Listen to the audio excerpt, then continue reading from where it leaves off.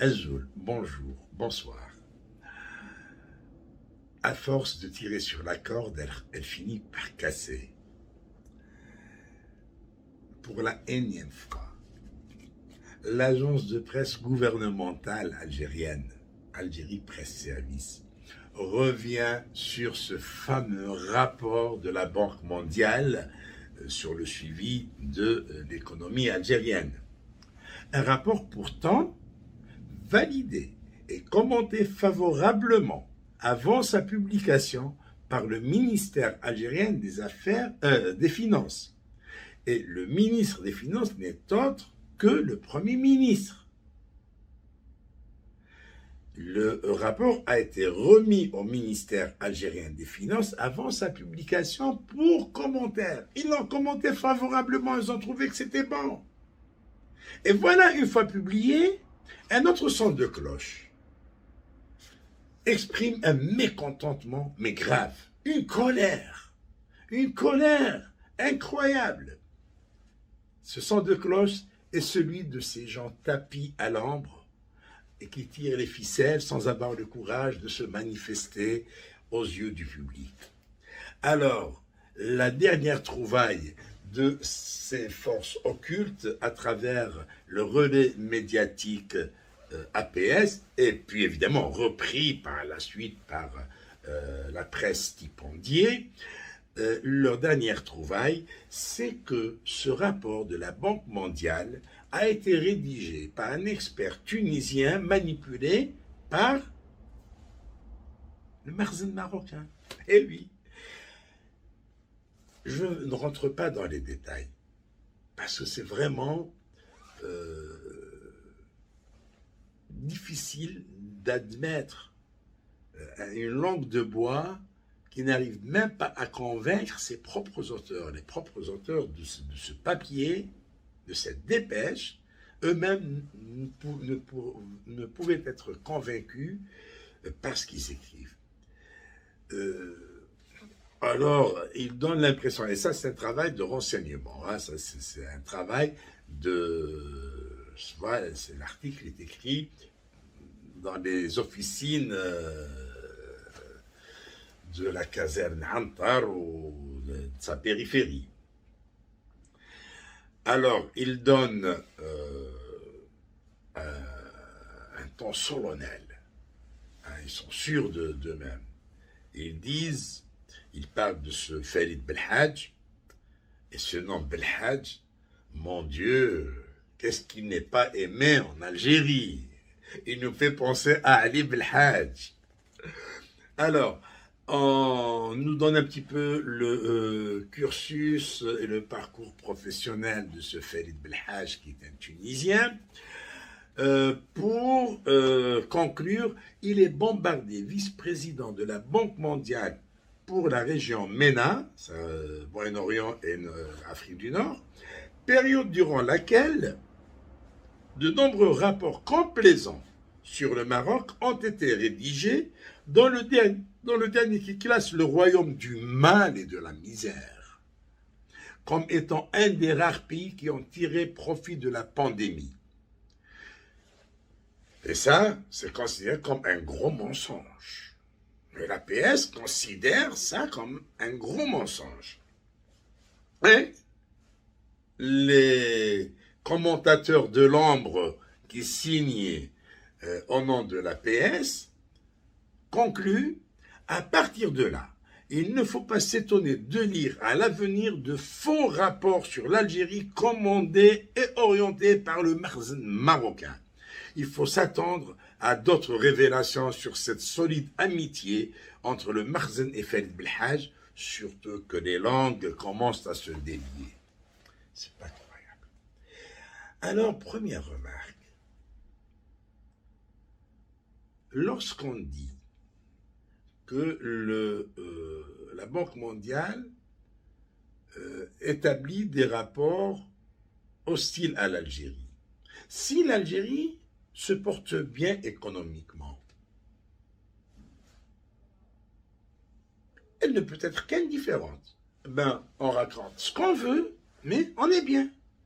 Cela me rappelle les années 70, quand dans chaque wilaya d'Algérie poussaient des usines, l'Algérie se construisait, un tissu industriel extraordinaire, tout allait bien, on construisait des villages socialistes, des villages agricoles pour les paysans, les universités ouvraient leurs portes à toutes les couches sociales, tout allait bien.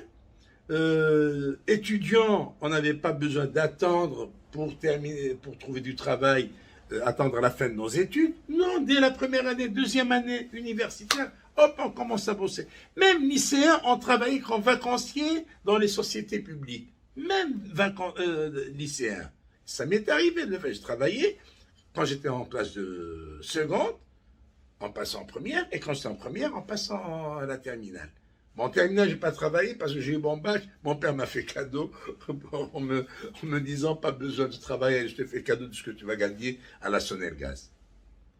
Donc, l'Algérie était vraiment prospère.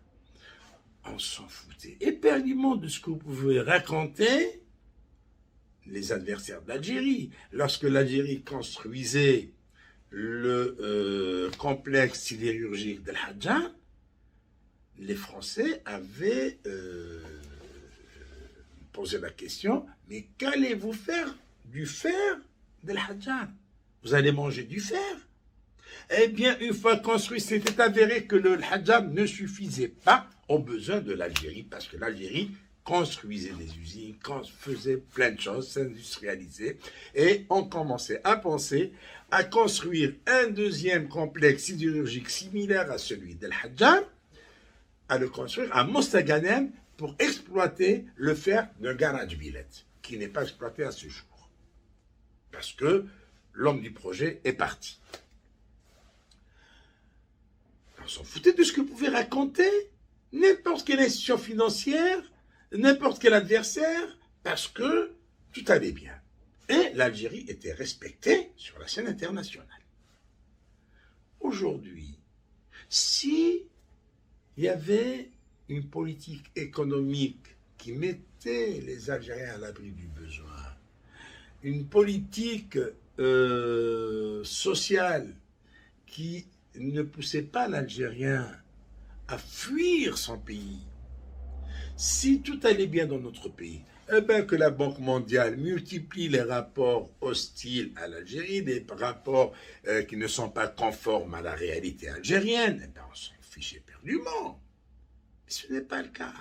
Et puis, que gagnerait le Maroc si ce monsieur Belhaj multiplie les rapports qui classent le royaume du mal et de la misère, pour reprendre l'expression de l'APS, pour le placer comme étant un des rares pays qui ont tiré profit de la pandémie.